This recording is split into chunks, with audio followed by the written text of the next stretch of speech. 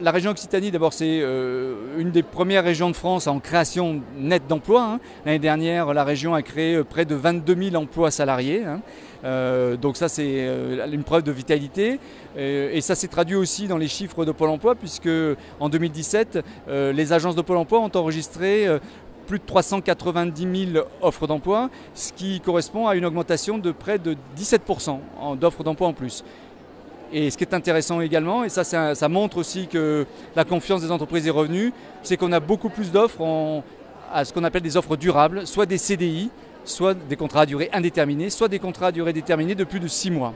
En Occitanie, les secteurs, ce qu'on appelle en tension, c'est-à-dire les secteurs qui ont de mal à recruter, vous avez les services en général, services à la personne, l'hôtellerie-restauration est un secteur qui a du mal à recruter, certains métiers dans l'industrie ont également des difficultés, des métiers dans les transports et la logistique, et ce qui n'était pas arrivé depuis plusieurs années, on a à nouveau le bâtiment qui également aujourd'hui a des difficultés pour recruter. Et puis aussi, et c'est vrai aussi à Montpellier parce que c'est un secteur qui est particulièrement développé, l'informatique, beaucoup de recherches de développeurs qui sont aujourd'hui, pour lesquels il y a des offres d'emploi et on a un petit peu de mal à trouver les candidats pour ces types de postes.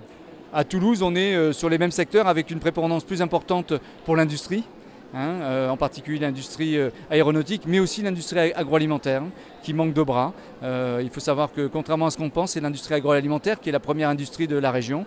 Et là aussi, on a des difficultés sur ce type de recrutement. Donc c'est aussi tout le travail des conseillers de Pôle emploi de faire en sorte de dire à ces publics qui sont inscrits à Pôle emploi qu'il y a des offres d'emploi dans des secteurs qu'ils ne connaissent peut-être pas, mais qui sont porteurs d'emplois et des emplois durables.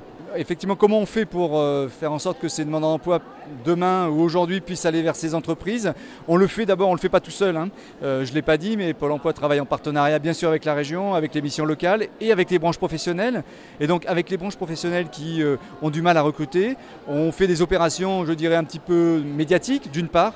Et puis ce qu'on fait de plus en plus, parce que c'est ce qui marche le mieux, on fait en sorte que les demandeurs d'emploi aillent dans les entreprises. Une formation professionnelle, ça coûte cher. C'est de l'investissement. Donc on a intérêt à ce qu'un demandeur d'emploi sache l'emploi pour lequel il se forme avant d'aller vers ce métier-là. Et donc on fait des immersions en entreprise.